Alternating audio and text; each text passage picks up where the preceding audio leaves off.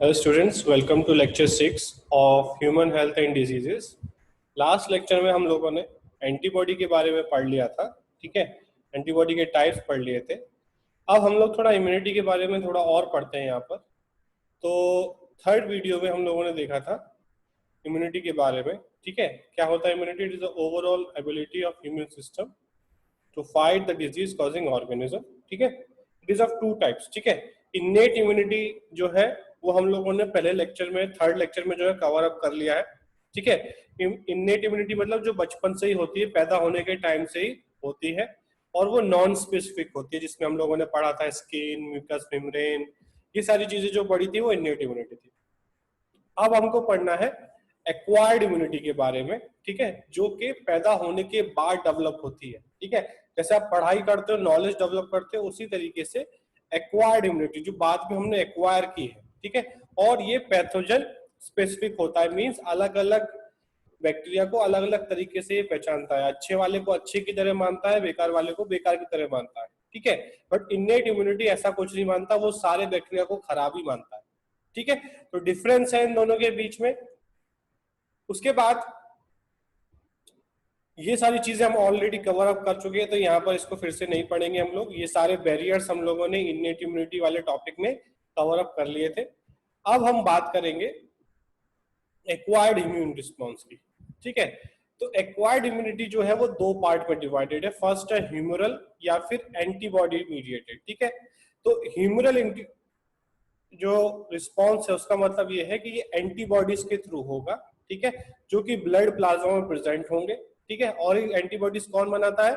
B sales बनाते हैं, ठीक है। तो दो तरह के सेल्स होते हैं, B cells and T cells. हम लोगों ने देखा लिम्फोसाइट्स दो तरह के, बी लिम्फोसाइट्स और टी लिम्फोसाइट्स। इनको शॉर्ट में हम लोग बी सेल और टी सेल बोलते हैं। तो बी सेल जो है वो एंटीबॉडीज बनाते हैं, और वो एंटीबॉडीज के थ्रू जो इम्यून प्रोटेक्शन मिलता है हमको, उसको हम बोलते हैं ह्यूमरल इम्यूनिटी या ह्यूमरल रिस्पॉन्स, ठीक है। दूसरा हम लोगों ने पढ़े थे बहुत सारे सेल्स होते हैं, ठीक है। उसके सेल्स के थ्रू जो इम्यूनिटी प्रोवाइड की जाती है उसको हम बोलते हैं सेल मीडिएटेड इम्यूनिटी या सेल मीडिएटेड रिस्पॉन्स, ठीक है। इसमें कौन कौन से सेल्स होंगे? टी सेल्स होंगे। तो ह्यूमरल इम्यूनिटी में बी सेल्स एंटीबॉडीज बनाएंगे और एंटीबॉडी इम्यूनिटी प्रोवाइड करेगा, और सेल म्यूटेटेड, ये दोनों होते हैं हमारे बॉडी में। ऐसा नहीं है किसी के अंदर एंटीबॉडी म्यूटेटेड होगा, किसी के अंदर सेल म्यूटेटेड होगा। दो प्रोटेक्शन है, ठीक है। जैसे इन्नेट इम्यूनिटी हम लोगों ने देखा, उसमें चार तरह का प्रोटेक्शन था। हम लोग लास्ट स्लाइड देखे, इन्नेट इम्यूनिटी में चार बैरियर थे। फिजिकल बैरियर था, फिर फिजियोलॉजिकल बैरियर था, फिर सेलुलर बैरियर था, फिर साइटोकाइन बैरियर था। उसी तरीके से यहाँ पर भी एक्वायर्ड इम्यूनिटी में भी दो तरह के बैरियर है, एंटीबॉडी मीडिएटेड इम्यूनिटी और सेल मीडिएटेड। एंटीबॉडी मीडिएटेड मतलब जो एंटीबॉडी के थ्रू आएगा। पांच तरह की एंटीबॉडी है वो हम लोगों ने पढ़े थे, और ये एंटीबॉडी कौन बनाएगा? बी सेल्स बनाएंगे। दूसरा है सेल मीडिएटेड, जो कि टी सेल्स के थ्रू आएगा, ठीक है। Tissue matching and blood group matching are essential before undertaking any graft transplant, and the patient has to take immunosuppressant all his life, ठीक है। तो अगर किसी में हम लोगों को ये मान के चलिए कि कोई भी एंटीबॉडी है या कोई भी टी सेल है, वो हमारे सेल्स को कैसे पहचानता है, ठीक है। उसके पास कोई आइडेंटिफिकेशन नंबर होगा, उसके पास कोई जैसे आधार कार्ड होगा। मान लीजिए रास्ते पे चल रहा है कोई आदमी और पुलिस को जानना है कि वो इंडियन है या पाकिस्तानी, ठीक है। लाइक मार्केट में पुलिस जाती है, वहां से 10 लोगों को पकड़ती है और वो जानना चाहती है कि ये इंडियंस है या पाकिस्तानी, उनके ऊपर शक है। तो क्या करेंगे वो लोग? है ना, शक्ल देख के तो नहीं पहचान सकते। वैसे ही तो क्या करेंगे उन लोग? उनको बोलेंगे कोई इंडिया की आईडी दिखाओ, आधार कार्ड दिखाओ, कोई और आईडी दिखाओ, ठीक है।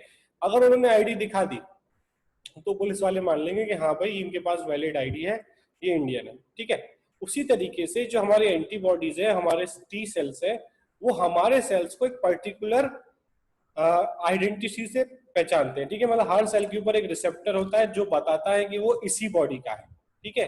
बट आपकी बॉडी का जो रिसेप्टर है वो मेरी बॉडी से मैच नहीं होगा। तो अगर आपका किडनी निकाल के मेरी किडनी की जगह पे लगा दिया जाए, तो आपकी किडनी मेरी बॉडी में लगी तो वो हमारे सेल्स उसे पहचानेंगे नहीं, और उसे वो फॉरेन आतंकवादी समझ के मारना स्टार्ट कर देंगे, ठीक है।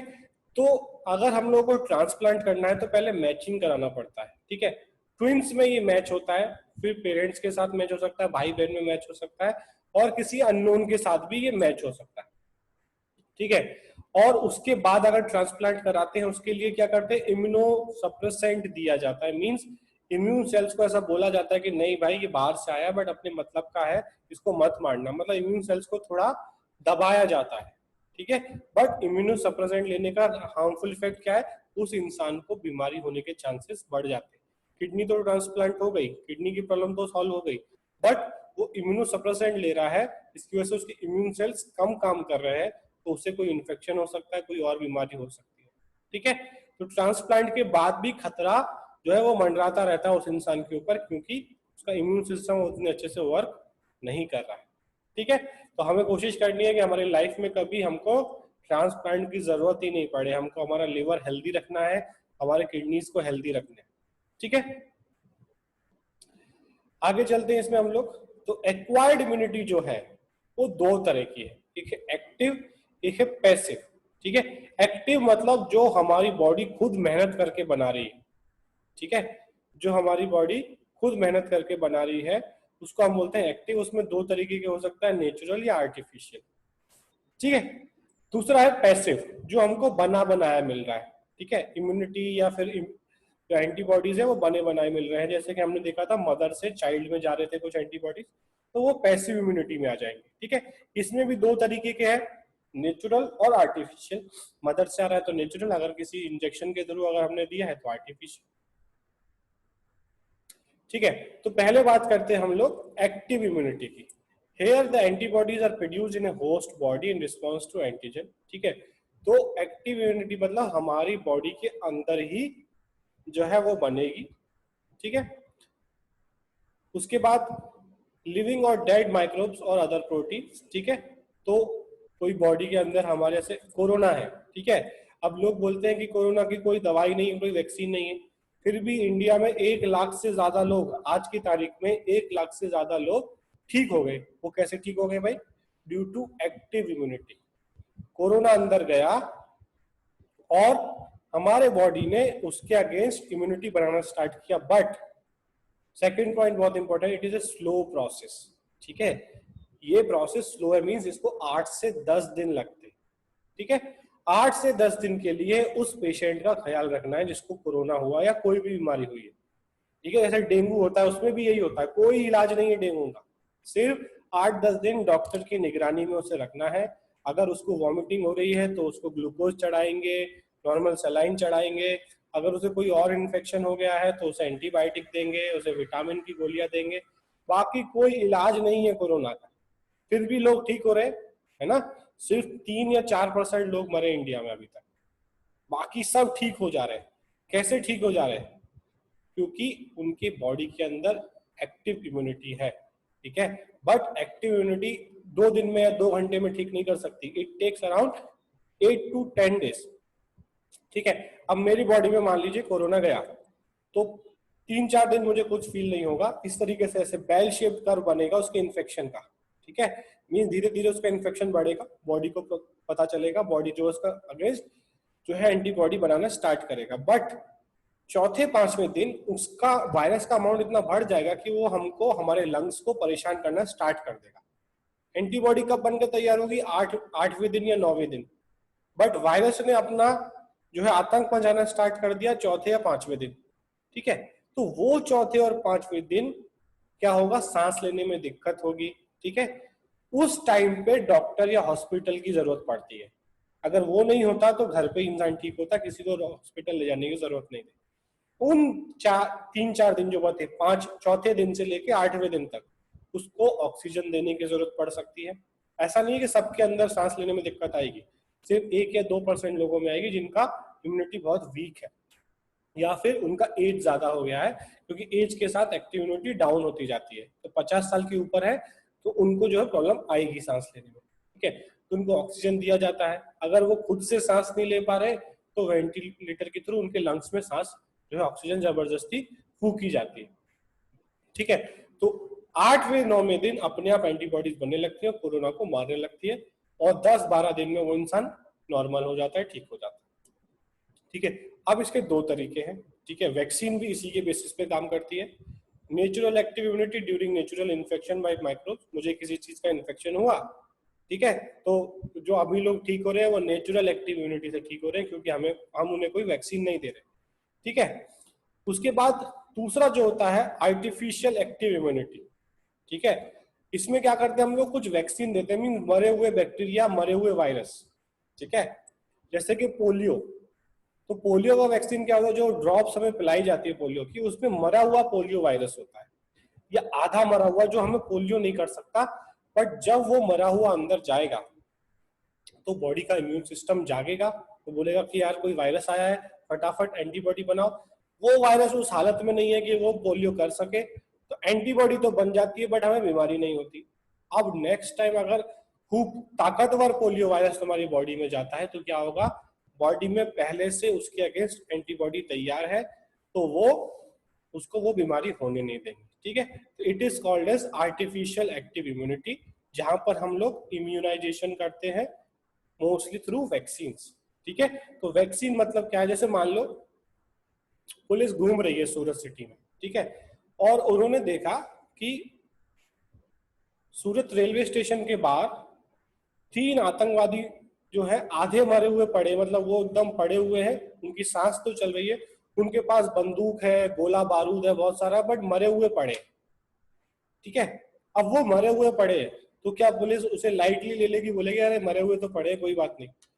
पुलिस सोचेगी कि यार आतंकवादी इतनी सारे बंदूक बम गोला के साथ जो है वो स्टेशन के पास पड़े, मतलब आसपास और भी हो सकते हैं, तो पुलिस अलर्ट हो जाएगी, पूरे सूरत सिटी में अलर्ट मचा दिया जाएगा। मरा हुआ मिला है आतंकवादी, जिंदा आतंकवादी नहीं मिला, फिर भी पुलिस अलर्ट हो जाएगी। वही सेम चीज लगती है आर्टिफिशियल एक्टिव इम्यूनिटी में, जहां पर हम एक मरा हुआ आतंकवादी बॉडी में डालते हैं, जिसकी वजह से हमारा इम्यून सिस्टम एक्टिव हो जाता है, और जब कोई हंसता खेलता जो है मजबूत आतंकवादी आएगा, उसको भी हमारा सिस्टम निपटा देगा। क्यों? क्योंकि आप वो अलर्ट में है, ठीक है। तो अगर मुझे जैसे कोरोना में जो पेशेंट ठीक हो रहे हैं वो नेचुरल एक्टिव इम्यूनिटी, जहां पर हमने कोई वैक्सीन नहीं दी थी उन लोगों को, और जिन बीमारियों में हम लोग वैक्सीन देते हैं पहले से, जैसे कि हम लोग वैक्सीन देते हैं, हमारा जो डिजीज होता है लिवर का, उसको हम बोलते हैं, उसका नाम मुझे याद नहीं आ रहा, बहुत बहुत सारे लोगों को होता है, ठीक है। उसका नाम मैं आपको आगे बताऊंगा, ठीक है। और जैसे कि कोरोना हो रहा है, इन्फ्लुएंजा हमको होता है, छोटे बच्चों में मम्स होते हैं, स्मॉल पॉक्स होता है, वो अपने आप ठीक होता है, उसका कोई वैक्सीन नहीं है हमारे पास, ठीक है। और वो एक बार हो जाए उसके बाद उसका मेमोरी हमारे बॉडी में रहता है, दोबारा वो बीमारी हमको नहीं होती है, ठीक है। लिवर का जो डिजीज में बोल रहा था वो है हेपेटाइटिस, ठीक है। तो हेपेटाइटिस का भी हम लोग वैक्सीन देते हैं, जिससे हेपेटाइटिस हमको ना हो, जो कि एक लिवर डिजीज, ठीक है। उसके बाद है पैसिव इम्यूनिटी। पैसिव मतलब जिसमें हमारी बॉडी ज्यादा मेहनत नहीं करने वाली, readymade antibodies are directly given to body, ठीक है, बनी बनाई एंटीबॉडी दे दी जाती है। फर्स्ट है नेचुरल पैसिव इम्यूनिटी, जिसपे मदर के थ्रू भेजी जाती है, बच्चे ने कुछ नहीं किया, मदर ने प्लेसेंटा के थ्रू आईजीजी दे दी, और मदर ने अपने मिल्क के थ्रू बच्चे को आईजीए दे दिया, ठीक है। तो ये दोनों एंटीबॉडी जो बच्चे के अंदर गए, क्या वो बच्चे ने बनाए थे? बच्चे के बी सेल्स ने बनाए थे? नहीं। वो किसने बनाए? वो बनाए मदर ने, और बच्चा उसे यूज कर रहा है, मींस बना बनाया रेडीमेड आइटम यूज कर रहा है, means that is passive immunity. दूसरा artificial passive immunity. Artificial passive immunity मतलब मान लो कोई इंसान जंगल में जा रहा था, डिस्कवरी चैनल वाले जंगल में जाते हैं, तो वो पहले से क्या करते हैं, आर्टिफिशियल पैसिव इम्यूनिटी लेके जाते हैं। मींस कोबरा ने तुम्हें काट लिया, तो तुम क्या एक्टिव इम्यूनिटी का वेट करोगे? नहीं करोगे, ठीक है। मान लो कोबरा ने तुम्हें काटा, तुम सोचोगे नहीं यार 8-10 दिन में मेरा एक्टिव इम्यूनिटी बनेगा, मैं 8-10 दिन वेट करूंगा। नहीं भाई, तब तो तुम 8 सेकंड भी वेट नहीं करोगे। क्या करोगे? यार इसका एंटीटोड मुझे लगा दो, एंटीटोड का इंजेक्शन लगा दो, जो कोबरा ने मुझे काटा है उस कोबरा को पहचानो और उसका एंटीटोड मुझे लगा दो। तो बनी बनाई एंटीबॉडीज उस कोबरा के टॉक्सिन के लिए जो है बने हुए हैं, ठीक है, वो स्टोर्ड होते हैं, फ्रिज में रखे रहते हैं, ठीक है। जब भी वो डिस्कवरी चैनल वाले मान लो कोबरा पकड़ने जा रहे हैं या कोबरा के रीजन में जा रहे हैं जहाँ पे बहुत सारे कोबरा मिलते हैं, तो वो इंजेक्शन वो अपने साथ लेके जाते हैं। अगर किसी को कोबरा ने काटा तो फटाफट इंजेक्शन लगा के वो अपने आप को लगा लेंगे, जिसकी वजह से उनको जो है कोबरा का जो है काटने से उनकी डेथ नहीं होगी। ठीक है, तो ये हो गया आर्टिफिशियल पैसिव इम्यूनिटी, जो इंसान ने बना के जो है पैकेट पे बना के रख लिया है। ठीक है, समझ गए? तो एक्टिव में भी दो टाइप थे और पैसिव में भी दो टाइप थे, नेचुरल और आर्टिफिशियल। ठीक है, हमको टिटेनस किसी लोहे की चीज से, आयरन की, रस्टेड आयरन से हमको चोट लग जाती है तो डॉक्टर के पास हम जाते हैं उसका टिटेनस का इंजेक्शन लगवाने। उसमें क्या होता है, टिटेनस के अगेंस्ट बनी बनाई एंटीबॉडीज हमारे बॉडी में डाल दी जाती है, जिसकी वजह से हमको टिटेनस नहीं होता है। ठीक है, अगर हमको टिटेनस हो गया तो उसका कोई इलाज नहीं है, फिर जो है डेथ हो जाती है। ठीक है, इसलिए कभी भी आयरन, रस्टेड आयरन से हमको चोट लगती है तो हम उसका एंटी टिटेनस जो है इंजेक्शन जरूर लगाएं। ठीक है, जो कि बहुत सस्ता होता है। आगे चलते हैं इसमें हम लोग। तो एक्टिव हो गया हमारा, पैसिव हो गया। अब आता है हमारा इम्यूनाइजेशन। ठीक है, आप सबका जो है इम्यूनाइजेशन हुआ होगा अलग अलग वैक्सीन के थ्रू, बचपन से होता आ रहा है। बच्चा पैदा होता है उसके बाद ही स्टार्ट हो जाता है। ठीक है, इसको हिंदी में बोलते हैं टीका लगना। ठीक है, तो टीका लगने जाता है मीन्स जो वैक्सीनेशन के लिए बच्चा जाता है हॉस्पिटल में, 3 महीने पे लगता है, 6 महीने में लगता है, 1 साल, अलग अलग इंजेक्शन लगते हैं। और बड़े होने के बाद भी बहुत सारे इम्यूनाइजेशन होते हैं, जैसे पोलियो का होता रहता है। This is based on memory of immune system. ठीक है, तो फर्स्ट है active immunization, the preparation of vaccine antigenic protein of pathogen or inactivated pathogen is introduced in the body। ठीक है, तो इसमें क्या करते हैं हम लोग, इनएक्टिवेटेड पैथोजन, ठीक है, मान लो पोलियो जो वायरस है, उस वायरस को मार के या इनएक्टिवेट करके हम लोग बॉडी में इंजेक्ट करेंगे, या फिर उसका आधा पार्ट। ठीक है, उसका आधा पार्ट जो हमें बीमारी तो नहीं फैला सकता बट इम्यून सिस्टम को अलर्ट जरूर कर सकता है। ठीक है, तो वैक्सीन का मतलब ये है कि पहले से ही इम्यून सिस्टम को अलर्ट कर दो, जिससे अगर असली का वायरस आता है तब हमारी बॉडी उसको अच्छे से न्यूट्रलाइज कर पाए।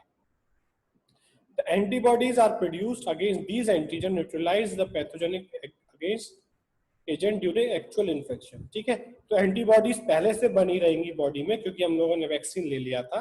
तो क्या होगा, जब मेन एक्चुअल इन्फेक्शन होगा तो हमारी एंटीबॉडीज उसको न्यूट्रलाइज कर देगी और हमको वो बीमारी नहीं होगी। ठीक है, उसके बाद vaccine also generate memory B and T cells. जब हम वैक्सीन लेते हैं तो उसके अगेंस्ट हमारी बॉडी मेमोरी बना लेती है, मीन्स उस वायरस को जो है पहचान लेती है। ठीक है, उसका पूरा स्केच तैयार कर लेती है और नेक्स्ट टाइम अगर वो आएगा तो उसे तुरंत पहचान लिया जाएगा। तो एक्टिव इम्यूनिटी की जरूरत नहीं पड़ेगी, 8 से 10 दिन का टाइम लेने की जरूरत नहीं पड़ेगी, तुरंत एक्शन होगा। ठीक है, एग्जाम्पल है पोलियो वैक्सीन हम लेते हैं, हेपेटाइटिस बी वैक्सीन हम लोग लेते हैं, डीपीटी वैक्सीन हम लेते हैं। ठीक है, तो ये सारे वैक्सीन जो है वो हमारे एक्टिव इम्यूनाइजेशन पे काम करते हैं। हम अपने सिस्टम को अलर्ट करते हैं बाय टेकिंग एक मरा हुआ वायरस लेते हैं या एक्टिव नॉन एक्टिव वायरस को हम लेते हैं, इनएक्टिवेट वायरस को लेते हैं, जिससे हमारा बॉडी अलर्ट हो जाए। Vaccines are produce using DNA recombinant technology. Hepatitis B vaccine produce from yeast. ठीक है, तो वैक्सीन जो है वो डीएनए रिकॉम्बिनेंट टेक्नोलॉजी एक होती है जो हम लोग पढ़ेंगे बायोटेक्नोलॉजी वाले चैप्टर में, जिसके थ्रू हम लोग ये वैक्सीन तैयार करते हैं। अभी हमारे में इस टॉपिक में वो सिलेबस में नहीं है कि वैक्सीन कैसे तैयार होती है। ठीक है, तो हमको सिर्फ इतना जान लेना है कि वो रिकॉम्बिनेंट डीएनए टेक्नोलॉजी से होता है। वो क्या होता है वो हम लोग बायोटेक्नोलॉजी वाले चैप्टर में पढ़ेंगे। ठीक है, उसके पास आता है पैसिव इम्यूनाइजेशन। ठीक है, जो मैंने अभी आपको बताया था, it is direct injection of pre form antibodies और antitoxin when quick immune response are required. ठीक है, मान लो आपको सांप ने काट लिया, जो मैंने अभी आपको बताया था, तो आपको तुरंत जो है उसका रिस्पॉन्स चाहिए, आप एक्टिव इम्यूनिटी के लिए वेट नहीं कर सकते। ठीक है, तो उसको हम बोलेंगे पैसिव इम्यूनाइजेशन, या फिर इसके थ्रू जो मिलेगा वो उसको हम बोलते हैं पैसिव इम्यूनिटी, जो हम लोगों ने अभी पढ़ा। ठीक है, तो passive immunity is provided by passive immunization. ठीक है, आगे चलते हैं इसमें हम लोग। एक और बहुत इंपॉर्टेंट टॉपिक है यहाँ पर, एलर्जी। ठीक है, हम लोगों को बहुत अलग अलग चीजों से एलर्जी होती है, जिसमें सबसे कॉमन है पॉलन। बहुत सारे लोगों को जो है पॉलन से एलर्जी होती है, अलग अलग प्लांट के पॉलन से एलर्जी होता है। ठीक है, तो एलर्जी मतलब जब हमारा इम्यून सिस्टम कोई नॉर्मल चीज को देख के एक्स्ट्रा ओवर रिएक्ट करने लगे। ठीक है, ओवर रिएक्शन करने लगा हमारा इम्यून सिस्टम। उतनी खतरनाक वो चीज है नहीं, बट हमारा सिस्टम जो है उसे पहचान नहीं पाता। ठीक है, मान लो एक बच्चा है स्टेशन पे खड़ा है नकली बंदूक लेके, और पुलिस ने समझ लिया कि आतंकवादी आ गए, पुलिस ने पूरा बंदोबस्त करना स्टार्ट कर दिया, कमांडो को बुला लिया, एक बच्चा खड़ा था नकली बंदूक लेके। तो वैसे ही हमारे सिस्टम में होता है, जब एक नॉन हार्मफुल चीज को हमारा सिस्टम समझ लेता है कि हार्मफुल है और ओवर रिएक्ट करना स्टार्ट कर देता है। ठीक है, it is the excreted response of immune system to certain antigen present in the environment. ठीक है, तो ये जो एंटीजन इन्वायरमेंट में है, पॉलन है, डस्ट है, माइट्स है, ठीक है, इनकी वजह से हमारा सिस्टम जो है वो ओवर रिएक्ट करता है, और जिनके थ्रू करता है उनको हम बोलते हैं allergens. Substance causing immune response, mites in dust, pollens, animal dander. ठीक है, एनिमल के थ्रू भी किसी लोगों को जो है बिल्ली के फर से एलर्जी होता है, किसी को कुत्ते के फर से एलर्जी होता है। ठीक है, तो ये एक ओवर रिएक्शन है, इसको हम लोग कम नहीं कर सकते। इसके लिए कुछ कुछ मेडिसिन हम लोग लेते हैं जिससे वो रिएक्शन जो है, ओवर रिएक्शन है, वो थोड़ा कम हो जाए। ठीक है, बट इसका ट्रीटमेंट जो है बहुत रेयर होता है। एलर्जी को हम पूरी तरीके से ट्रीट नहीं कर सकते। Antibody produce in response to allergens are called as IgE type. ठीक है, तो हम लोगों ने एंटीबॉडी पढ़े थे, 5 टाइप थे, गामड़े, GAMDE। तो एलर्जी के रिस्पॉन्स में एंटीबॉडी ई बनती है, IgE। ये हमको याद रखना, ये इंपॉर्टेंट क्वेश्चन है। क्वेश्चन क्या आएगा, which antibody is produced in the response of an allergy या एलर्जन, तो IgE बनेगा। ठीक है, सिम्टम क्या होगा, छींक आने लगेगी, आंखों में पानी आने लगेगा, नाक में से पानी आने लगेगा, सांस लेने में दिक्कत होगी, अस्थमा, जो कि वो भी एक एलर्जी डिजीज है। ठीक है, जिसमें लंग में जो है एलर्जी होती है और उन लोगों को सांस लेने में दिक्कत होती है बार बार।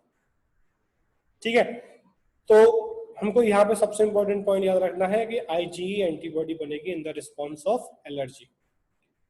ठीक है, उसके बाद ऐसा क्यों होता है, ऐसे किसी लोगों को जो पॉलन से एलर्जी होती है तो क्या होता है, उनके पूरे हाथ पे जो है इस तरीके से लाल लाल दाने हो जाते हैं, और फिर हम लोग दवाई खाते हैं तो ये अपने आप ठीक हो जाते हैं, थोड़ी देर 1-2 घंटे में ठीक भी हो जाते हैं। ठीक है, तो क्या होता है इसमें, हमारे कुछ सेल्स, ठीक है, जो मास्ट सेल्स बोलते हैं, इनको मस्त सेल भी बोलते हैं बहुत सारे बच्चे, तो जो मस्त सेल है इनके पास कुछ हिस्टामिन के ग्रेन्यूल्स होते हैं, हिस्टामाइन एंड सेरोटोनिन। ठीक है, ये ब्लड में रिलीज कर देते हैं, और ये वैसो डायलेटर होते हैं। वैसो डायलेटर मीन्स जो हमारे ब्लड वेसल्स है डायलेट कर देते हैं, इससे ब्लड फ्लो वहां बढ़ जाता है और रेड रेड होना स्टार्ट हो जाता है।